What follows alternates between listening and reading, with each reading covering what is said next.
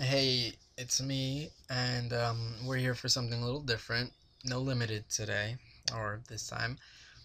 I'm actually gonna run through a PRE, overextended, called Overdrive, hosted by Blippy. I've been doing it for about, well, technically only once before, or twice before, I can't remember. And this is the decklist I've tried. Now I'm pretty much a budget player. So that's why I don't have many I don't have like the best cards or things like that. I don't have like lava claw reaches. I definitely want instead of like a couple of other cards just because they're strong. But let me just talk to you about the deck first. Now overextended is a pretty big format. It's everything essentially. I think it's um Mercading masks and up. There are very few Mercading mask block cards, but they are legal, I think.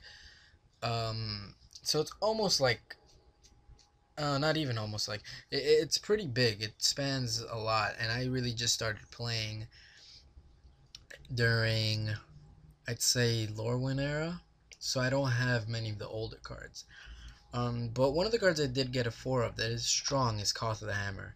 Now, I've played with him a lot, and I know that you don't have to be mono red to play him, and I think he's best in a red black deck. Because you can really just attrition them out of the game.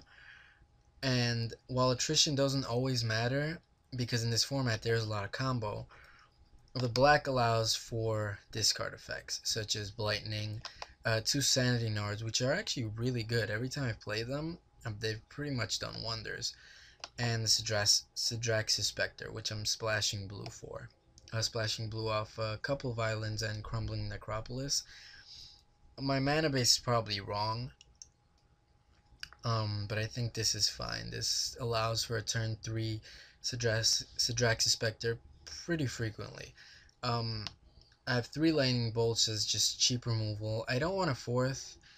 I think 3 is enough, and 1 Go for the Throw, just pretty much a catch-all, because I don't think many people um, will be playing these artifact creatures. 4 Blightnings for the discard. Unfortunately, I don't have Bloodbraid Elves, or this would be like 5, like a 4 color blood braid elf deck. 3 fleshback marauders, which combos well with Sandy Nars, and like unearth Sidrax's Spectre, play fleshback marauder.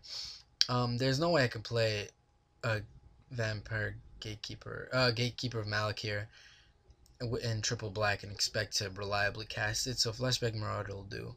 And also against a hypergenesis deck, fleshback marauder is really good because it just kills their creatures like pretty easily after hypergenesis resolves. So it's pretty helpful. Slag Stormers for the aggro matchup. There's goblins, there's elves that have destroyed me. It used to be a one of, but it's a two of now. As a player, definitely more controlish.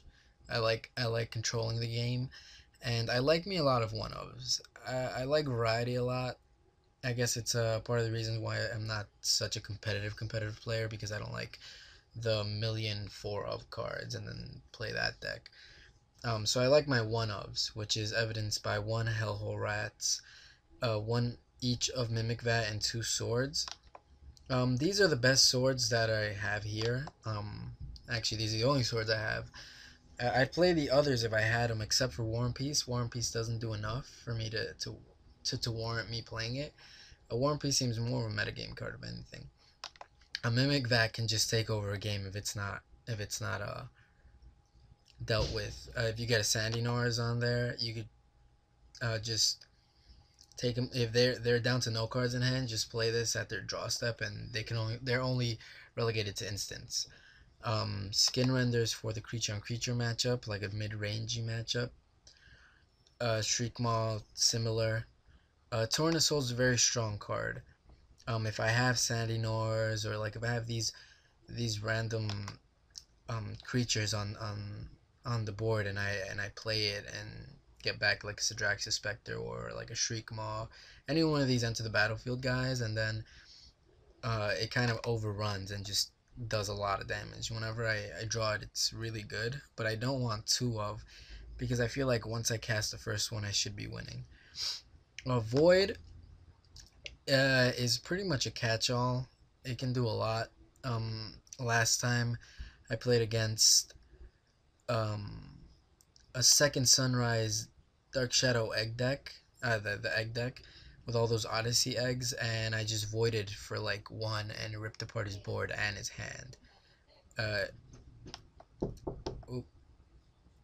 the fact that it just hits their hand for the number as well just does so many good things. It's also good against elves. You do also number one or number two, and you just rip apart their board and their hand. These are my finishers: Carnifex Demon, Wormcoil Engine, Geth, Lord of the Vault. I'm actually gonna take this out and put in a Massacre Worm. I realize it does the same thing for at a much better. It does the same thing with a bonus of them losing 2 life. So like, if I ever played it against, let's say, an Elves deck or Goblins deck, they're taking a lot of damage. The triple black might be hard to deal with, but we'll see how that works. Cause I do have a lot of black sources, and Profane Command is just overall a good card. It could fire lightnings and slag storms and specter hits.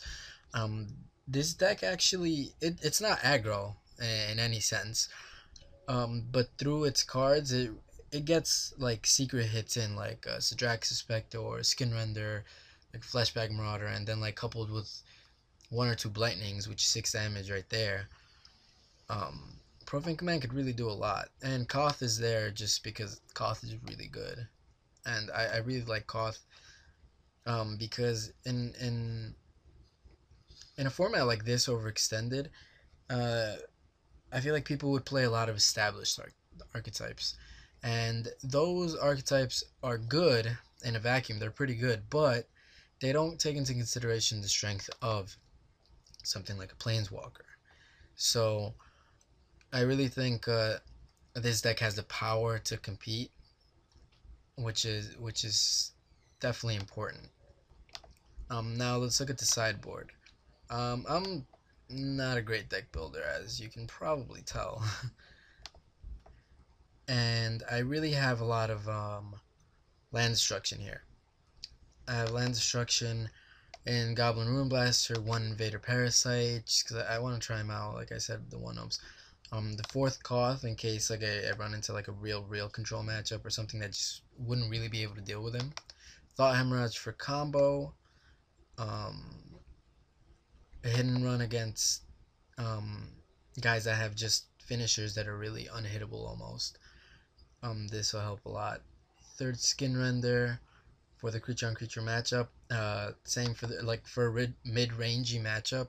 Bring in Shieldred, who'll just win the game. Like once it hits my turn again, just taking out one of their guys and bringing one of my guys back is just so good. Especially because one of my guys will probably do something to them. And then the Trivitivore is for like one of those really big control matchups where like everything is non-basic. Like I'm thinking of like a 5-color control that has like cryptic commands and has just a lot of stuff where it'll take kind of a while to kill you. So the Tritivore there will just wreck their mana base, and it's uncounterable. So we'll see how that goes. And then I have 2 Oxida Scrap Melters, because while I think most people don't have artifact destruction, I think people will be carrying artifacts, just like swords or little things, you know. I think 2 slots is enough, and even hit might get something. Might get a random a stray artifact there if they have no creatures on the board. So this is the deck I'm running, and hopefully you guys wish me luck as I go on. It's not Swiss, it's single elimination, so I'll definitely be playing this for a long time, and I'll be posting up the ones that I that I make it past at least the first round, just to make it more enjoyable for you guys. So I'll see you guys for round one.